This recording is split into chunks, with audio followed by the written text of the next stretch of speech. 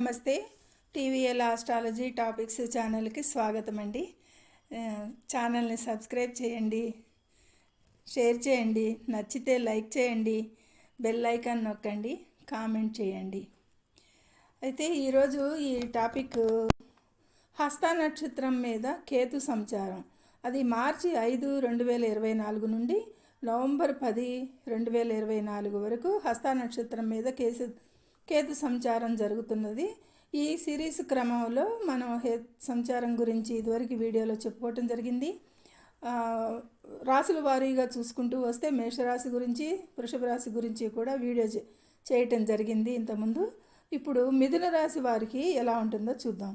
ముఖ్యంగా ఈ కేతు సంచారం దీంట్లో ఉండటం వలన, కేతు సంచారం వలన ఈ మిథున రాశిలో హస్త నక్షత్రం మీద జరుగుతున్నప్పుడు కేతుది దృష్టి మన ట్రయాంగిల్లో మోక్ష స్థానాల మీద ఉంటుంది కాబట్టి మానసికంగా చాలా ఒత్తిళ్ళు ఉంటాయి, బిజినెస్ పరంగా కూడా ఉంటుంది. అట్లా వీటిని ఎలా ఈ కేతు సంచారంలో ఎలా ఉంటుందో మిథున రాశి వారికి చూద్దాం. అయితే కేతు ఈ రాశికి 4లో కన్యలో సంచారం జరుగుతుంది.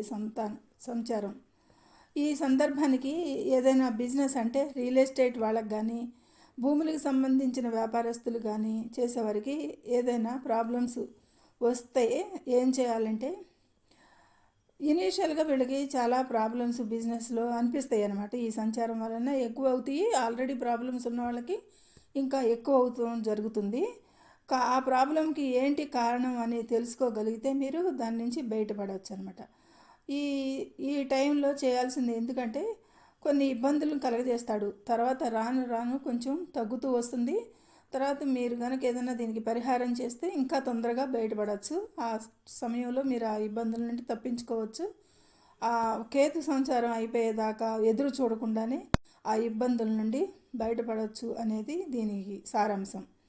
అయితే ఇక్కడ ఏంటంటే, ఇంటిలో కూడా కేతు స్టార్టింగ్లో కొన్ని ఇబ్బందులు ఇచ్చినా నిదానంగా హీల్ చేస్తూ ఉంటాడు. ఈ మన మానసికంగా కానీ, మనకి వ్యాపారంలో ఇబ్బందులు కానీ, అది ఏ విధంగా అయినా సరే మనకు సంబంధించిన వాటిల్లో తనకి సంబంధించిన ఏరియాస్లో ఇబ్బందులు కలుగజేయటం కేతు తన అలవాటు కాబట్టి అది హస్త నక్షత్రం ఏంటంటే, ఇక్కడ మనకి ఏదైనా ఒకటి మానసికంగా మనం బాధపడుతుంటే హస్త నక్షత్రం లక్షణం ఏంటంటే హీల్ చేయటం. దాని లక్షణమే హీల్ చేయటం, నయం చేయటం అన్నమాట. ఇక్కడ ఉన్నది ఏదన్నా ప్రాబ్లం ఉంటే దాన్ని తగ్గించటం, మానసికంగా బాధపడుతుంటే మానసిక రోగుల్ని మంచిగా తయారు చేయటం, ఇక్కడ హీల్ అవుతుంది. హస్త నక్షత్రం స్పెషల్ అది. ఇప్పుడు కేతు హస్త నక్షత్రం మీద ఉండటం వల్ల మనకి ఈ హీలింగ్ ప్రాబ్లమ్స్ని మనం అనుభవించగలుగుతాం అనమాట, ఎవరైనా సరే. ఇది ఇక్కడ లాభమే జరుగుతుంది కేతు సంచారం హస్త నక్షత్రంలో.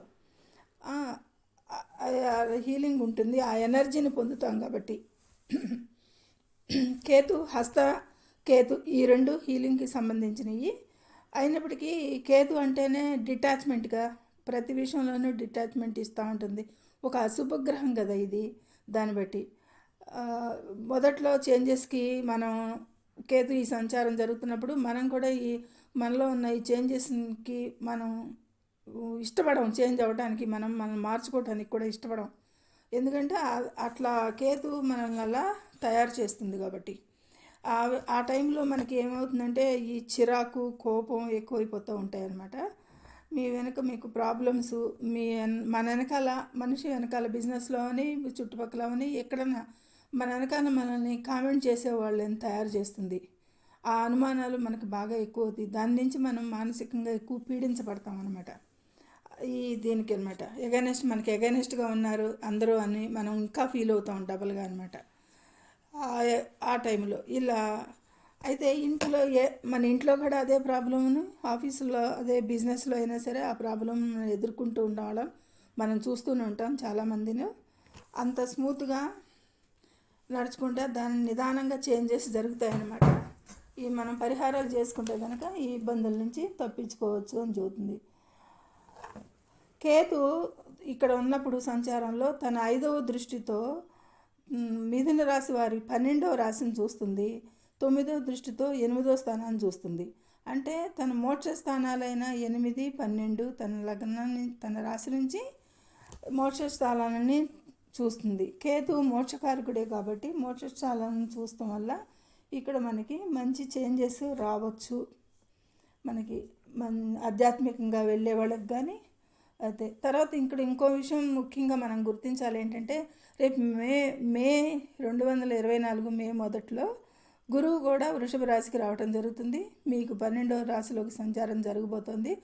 ఆ గురువు కూడా 159 159 ఆస్పెక్ట్లు ఉండటం వల్ల అవి కూడా మీకు మోక్ష స్థానాలు అవటం వల్ల వీళ్ళిద్దరూ ఇక్కడ ఒకళ్ళకొకళ్ళకి బలం ఇచ్చుకుంటారనమాట. ఈ మోక్ష స్థానాలకి గురువుకి కేతువుకి గురువు ఈ సేమ్ 1 5 9 స్థానాలని గురువు మీ 8 12 స్థానాలను చూడటం, ఇద్దరు ఒకరికొకరు ఎనర్జీ ఇవ్వటం జరుగుతుంది. అప్పుడు స్పిరిచువల్గా ఈ టైంలో ఎదగాలనుకున్న వాళ్ళకి, స్పిరిచువల్గా నాలెడ్జ్ సంపాదించుకోవాలనుకునే వాళ్ళకి, మంత్రసిద్ధి చేసుకోవాలనుకునే వాళ్ళకి, ఈ మెంటర్గా వెళ్ళాలి అనుకునే వాళ్ళకి, ఎవరికైనా సరే ఈ సమయం చాలా అద్భుతంగా ఉంటుందన్నమాట. ఈ గురువును కేతువు కల్పిస్తే ఇద్దరు ఆధ్యాత్మిక ప్లానెట్స్ కాబట్టి ఈ సమయం చాలా మంచిగా ఉంటుంది. మన నమ్మకాలలో నమ్మకాలలో అంటే ఇప్పటివరకు మొండితనంగా ఉండి ఏ నమ్మకాలు లేకుండా అట్లా ఉన్న వాళ్ళని కూడా మనం ఆధ్యాత్మికంగా మన దైవికంగా మనం మారచ్చు. మన ఆలోచన కూడా ఆ వైపు మళ్ళుతాయన్నమాట. ఈ టైంలో అనమాట చూడవచ్చు, మంచి మార్పులు చూడవచ్చు అనమాట. ఈ ట్రాన్సిట్ వల్ల ఈ పీరియడ్ మొదట్లో కొంత మనకి ఇబ్బంది అనిపిస్తుంది. పాజిటివ్గా లేవు రిజల్ట్స్ అని, రాను రిజల్ట్ పాజిటివ్గా రావడం జరుగుతుంది. ఈ పీరియడ్ నవంబర్ వరకు ఉంది కాబట్టి ఇంకా మనకి సమయం ఉంది కాబట్టి మనం ఈ విధానాన్ని కొంచెం చేంజ్ చేసుకుని మనలో మార్పులు మనం తెచ్చుకుంటే ఇంకా మనం హ్యాపీగా సంతోషంగా ఉండొచ్చు అని. దీనికి ఏంటంటే మెడిటేషన్ చాలా ఉపయోగపడుతుంది అన్నమాట. ఈ మానసిక రుగ్మతల్ని నుంచి బయటపడేయటానికి మెడిటేషన్ బాగా చెప్పబడింది. మామూలుగా సైన్స్ ప్రకారంగా అయినా సరే క్షోభకు ఈ తర్వాత భయపడాల్సిన అవసరం లేదు. ఇలాంటి భయాలకి, అనుమానాలకి, మానసిక క్షోభలకి కానీ, ఇబ్బందులకి కానీ, బయట వ్యాపారంలో కలిగే ఇబ్బందుల నుంచి అన్నిటి నుంచి కూడా బయటపడవచ్చు మనం. ముఖ్యంగా కేతుకి అధిష్టాన దేవత గణేష్ కాబట్టి గణేష్ను పూజించి గణేష్ మంత్రాలు రోజు రిసైట్ చేసిన ఈ ఇబ్బందుల నుంచి మనం బయటపడవచ్చు, మానసిక ప్రశాంతతను పొందవచ్చు. అలాగే గాయత్రి మంత్ర పఠనం కూడా మనశ్శాంతినిస్తుంది. రోజు పఠనించటం వలన ఎవరైనా సరే ఈ మంత్రశాస్త్రాలు చదవాలనుకున్న వాళ్ళకి ఇవి రెండు బాగా పనిచేస్తుంది. హీలింగ్ బాగా న్యాచురల్ హీలింగ్ హస్త నక్షత్రం కాబట్టి ఈ గురువు కేతు హస్త నక్షత్రం మీద ఉన్నప్పుడు మంచి సమయంగా ఇది భావించి ఈ చిన్నపాటి పరిహారాలను పాటించినట్లయితే మనం ఈ మిథున రాశి వారు త్వరగా ఈ చిన్న ఇబ్బందుల నుంచి బయటపడి హ్యాపీగా వ్యాపార అభివృద్ధికి చేసుకునేందుకు వీలుగా మనసును తయారు చేసుకోవచ్చు. ఈ ఇబ్బందుల నుంచి అవలీలుగా బయటపడవచ్చు అని చెప్పటం జరుగుతుంది అదనమాట. Thank you. Please subscribe. Survey జన సుఖినో భవంతు. మీకు నచ్చినట్లయితే లైక్ కొట్టండి, షేర్ చేయండి. దయచేసి మీ కామెంట్స్ని పంపించండి.